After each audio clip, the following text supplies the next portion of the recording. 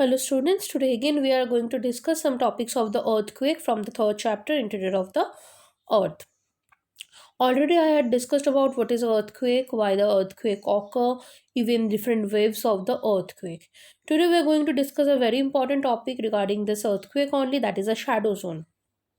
As we know, there is an instrument that is a seismograph. By that seismograph only, the earthquake waves get recorded if it is located at far also. However, there are some specific areas where these waves are not reported. Such areas are called shadow zone. So, what is this shadow zone? The earthquake waves get recorded in seismograph in all the locations. But some places are there where you can't find the earthquake waves.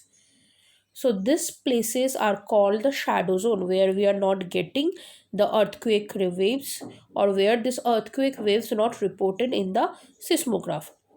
Almost the zones between 105 degree to 145 degree from epicenter was identified as the shadow zone of both the wave P and S.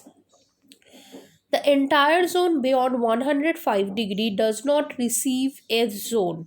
So the zone of the S zone is much larger, or the shadow zone of the S wave is much larger than the P wave.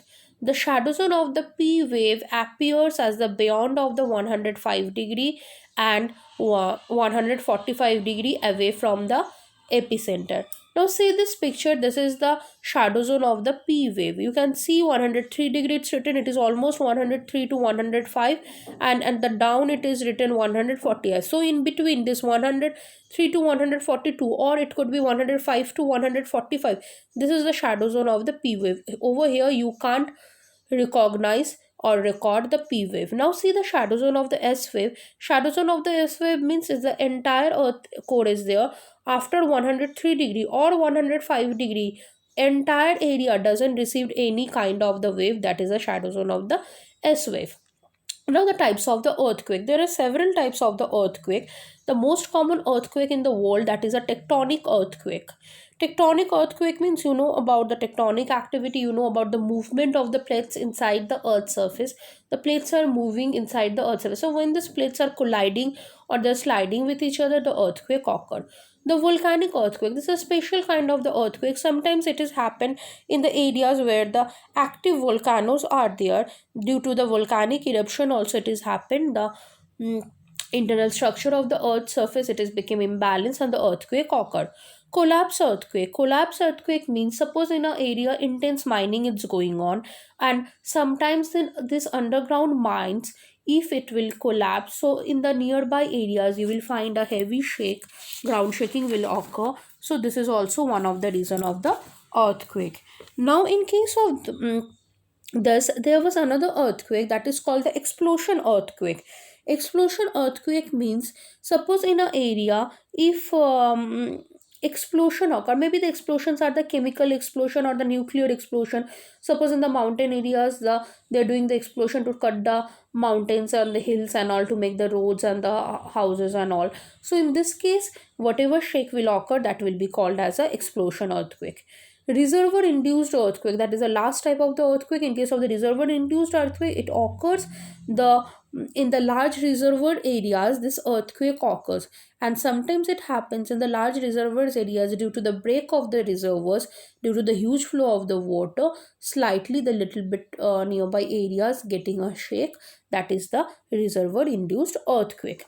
Now how to measure this earthquake? There are two scales to measure this earthquake, and we are measuring the earthquake according to its magnitude or the intensity of the shock. The two scales are the Richter scale and the Mercalli scale. Now the Richter scale is measuring the earthquake. It is actually measuring the magnitude of the earthquake, and the number expressed the magnitude, it is 0 to 10. And the Mercalli scale named after a scientist Mercalli, and he was an Italian seismologist. Seismologist means the person, those who are research with this. And this scale measured the intensity of the earthquake, and the range of this intensity for 1 to 12. This Richter scale and the Mercalli scale is very important. Now the effect of the earthquake. What are the effect of the earthquake? Due to the earthquake, we know several things occurred. Ground shaking occur, then landslide occur, mud flow occur, then soil ground lurching occur, avalanches occur, mostly flood occur, dam failure occur, or sometimes fire break out. Sometimes structures, like most of the time structures you have seen the damage occurs, or the structural collapse occur. Falling objects occur, and the last and the most devastating thing of this earthquake, it is the tsunami occurred. You know that after the earthquake, it happens if the earthquake occurred inside the sea, then due to the tectonic movement underwater, it makes the water unstable and the tsunami occurred. So for today, this much only. Thank you so much.